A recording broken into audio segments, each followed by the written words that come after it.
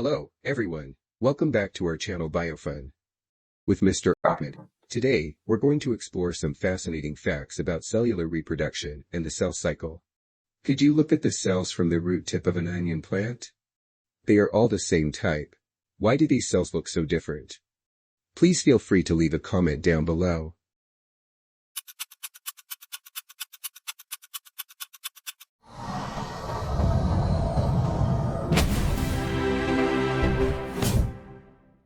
Have you ever wondered why cells divide instead of just growing larger?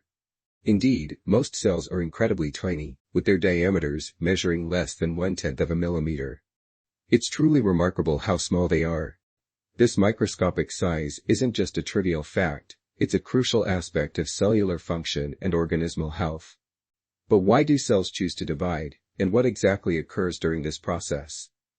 Let's dive into the fascinating world of the cell cycle to uncover these mysteries. The cell cycle is an intricate series of stages that a cell goes through to duplicate itself, producing two identical cells. It's a cycle without a true beginning or end, as each completion sets the stage for the next round. We start with interphase, a phase of growth and preparation. Here, the cell isn't just sitting idle, it's actively growing, developing, and maturing while performing vital cellular functions like protein synthesis. Most importantly, during interphase, the cell replicates its DNA, ensuring that each new cell will have a complete set of genetic instructions. This phase is divided into three substages: Gap 1, where the cell grows and prepares the materials needed for DNA replication; Synthesis, where the DNA replication occurs.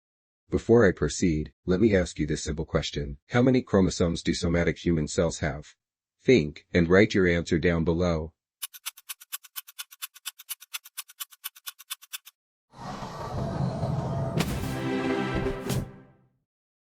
Now, cell reaches gap 2, where the cell continues to grow and prepares for mitosis. Following interphase, the cell enters mitosis, the spotlight stage of the cell cycle, where the nucleus divides. During the first phase of mitosis, prophase, chromatin condenses into visible chromosomes, the nuclear membrane breaks down, and the nucleolus disappears. Centrioles begin moving to opposite poles of the cell, and a spindle apparatus starts to form.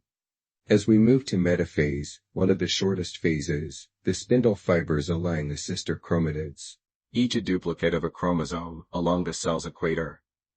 This precise alignment ensures that each new cell will receive an identical set of chromosomes. Next comes anaphase, where the real action happens. The spindle fibers shorten, pulling the sister chromatids apart at the centromeres and moving them to opposite poles of the cell. This separation is crucial. It ensures that each new nucleus will receive one copy of each chromosome. In telophase, the final act of mitosis, the chromosomes reach the poles of the cell, and two new nuclear membranes start to form. The chromosomes begin to uncoil, returning to their less visible chromatin form, and the spindle apparatus breaks down. But the cell cycle doesn't end with mitosis. Cytokinesis follows, where the cytoplasm divides, creating two distinct cells. In animal cells, this involves a process where microfilaments pinch the cytoplasm at a region called the furrow. In plant cells, where a rigid cell wall prevents this pinching, a cell plate forms instead, eventually developing into a new cell wall.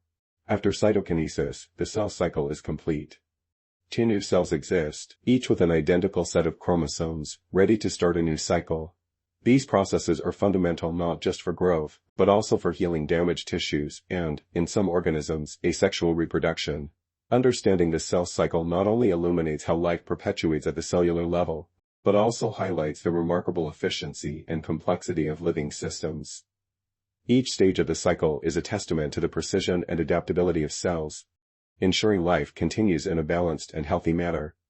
If the DNA is damaged, the cell may get signals to self-destruct through a process called apoptosis. Apoptosis is the process of programmed cell death that causes cells to shrink and die. Let's delve into the similarities between the life cycle of a cell and the holy teachings of Islam.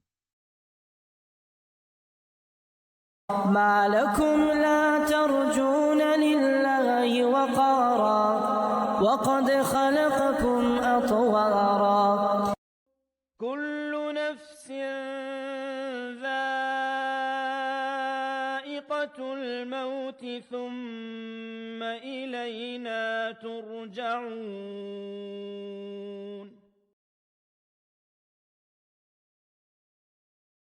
The Quranic verse from Al-Ankabut 57 says, "Everyone shall taste the death. Then unto us you shall be returned." This verse reminds us that our lives are like a cell's life cycle. Just like every living being goes through birth, growth, and finally death, each cell also goes through a similar cycle. It's created, birth, it grows and replicates, life, and then it undergoes apoptosis, cell death. This is how our lives can be seen as a cell's life cycle.